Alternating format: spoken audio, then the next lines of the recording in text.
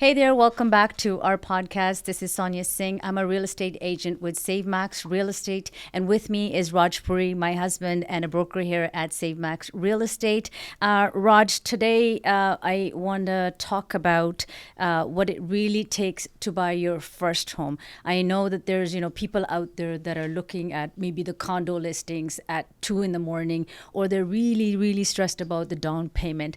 There's a lot to the first home buying, and I think the viewers out there need answers to questions that they don't have the answers for. So I'm going to dive right into it. Let's talk about some of the common questions that come into mind for anyone considering to buy their first house. So let's start off with the very first question I think that comes to their mind is, can I buy a house in Canada, let's say? So, why not? okay. So, I think, Sonia, this is the most favorite question you asked me. When you are a first-time home buyer, you are excited. It's first house in Canada. Right. And, as a family, you want to buy your first house in this country. I think that's a big dream. And for the first home buyers, my recommendation, or I can just give my experience. I'm not going to make decisions for them. Right. This is the way you should do it. But just one recommendation I will do it. Whenever you're ready, financially and mentally, then you should buy your first home. Why don't you share with the viewers what are the costs that I think, aside from, say, the down payment, what are the other things that they need to account for when deciding, okay, I'm ready to buy a house? See, as a first-time buyer, if you are buying as a family, the first thing you should consider, just make it your own budget. This is a responsibility which we are going to take it, okay? And not only the mortgage installments, some other expenses you need to consider. Property tax, utility bills, some miscellaneous expenses, right? So make sure you do your search on that basis. Okay, so it's not about just being able to afford this down payment. It's about being able to sustain that additional expense or to maintain that level of expenditure when you want to go out there and purchase a house for yourself. Absolutely. Okay. That is the most important part. That's good to know. Sometimes we just consider, just the down payment. Right. No, in the down payment, you also consider the closing cost. Right? Okay. So make sure financially you did your part, then come in the market. Okay. All right. So for the viewers out there, our audience that now have an understanding of, okay, what it takes now to figure out if you're actually in the position to purchase yourself a house, could you tell our viewers what is a pre-approval mortgage? What does that mean to the buyer? What's involved in it? Pre-approval, I think the most important in the buying process. Okay.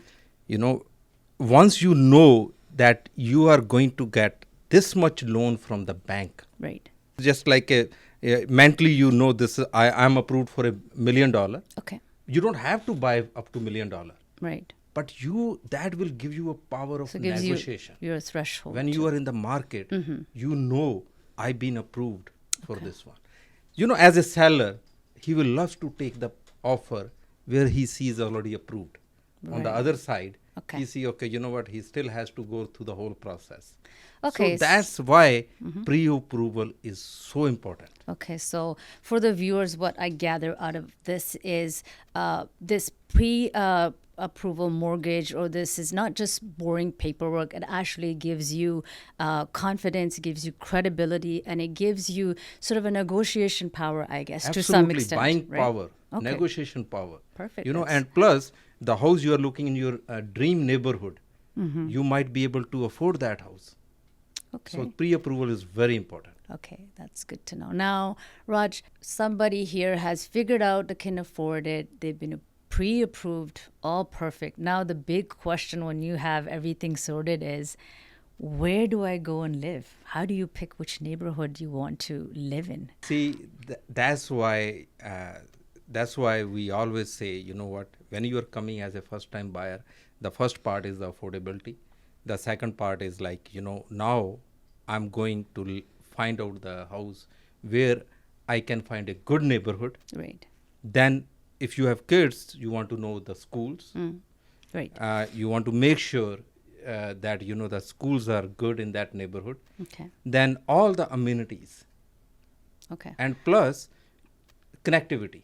Right. That is also very, very important from today's market point of view. You want to make sure that property you're buying in that location that is connected with major highways. Okay. Great.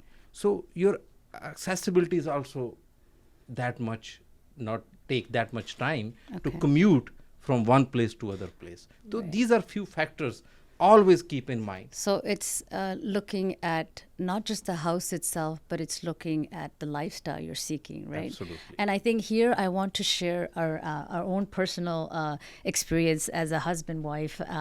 If I can think back when we bought our first house, we had certain things that we wanted out of our purchase. It was not just buying a house; there was more to it. For us, we had a young child, and we as a couple lived in a basement for a number of years, and for us that was fine until the child came along, and then the priorities changed, and I think it was all about children, and making that move was important. And for us, it was looking at, okay, I have a small child, and where do I want to live? My priority was to be close to family, and for my reasons to have that help when I needed, in terms of the daycare was not available. I needed family to be there for us, and as well schooling as they're growing up. I wanted to make sure that we are getting our house in an area where there's top schools. I wanted to make sure the area was safe. Yep. And I think we were very successful. I think even to this day, we live in the same neighborhood. Yep. We are really happy with where we live. And I think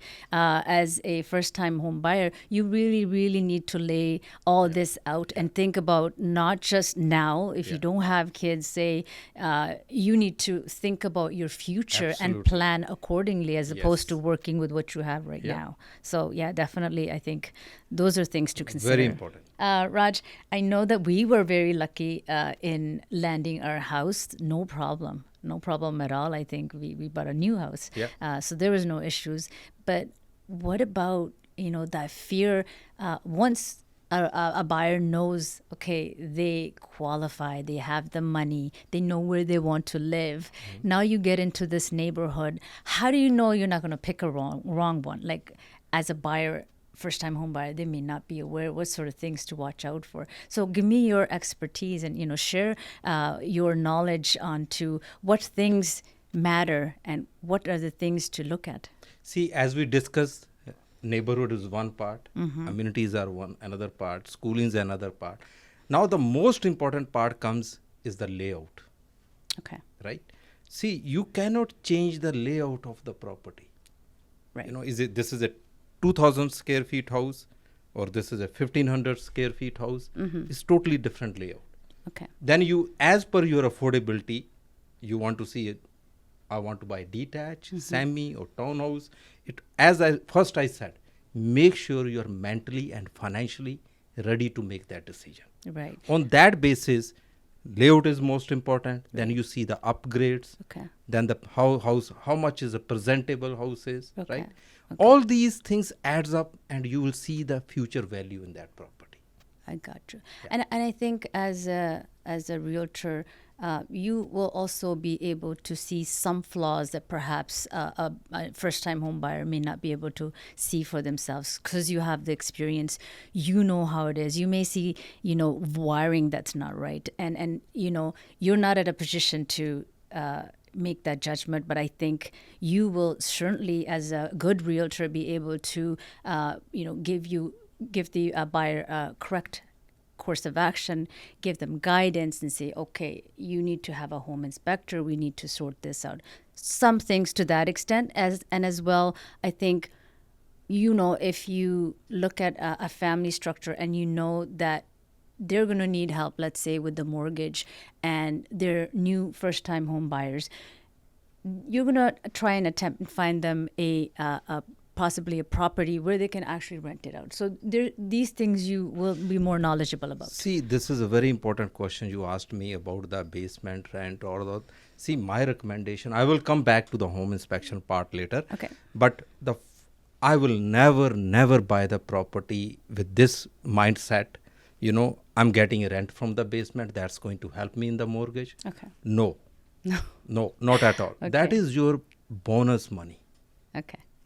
Shouldn't rely on it. No, never rely on that. This is my recommendation. Is all, as a first time buyer or as a buyer, you want to make your call, counting that money in your financial part. I will not do that. So that should be just a surplus. Yes, that a should little be a bonus. surplus money, Okay, you right? should be actually able to afford Yes, it absolutely. all on your own. On your own. And the Okay. second important part is, as a first time buyer, home inspection, never miss now. Okay. Because the home inspection gives you, first thing is, it will educate you about the home. Okay. Professional inspector is going to give you more knowledge Okay. how to maintain your property.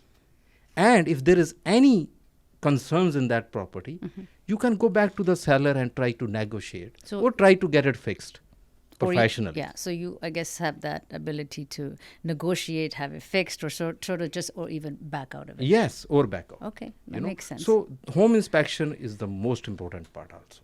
Okay, that's perfect. Now, moving right along, we have figured out what we want to buy and what we don't want. Tell our audience what it means to put an offer. Is it just a number? What is involved in you setting that offer out?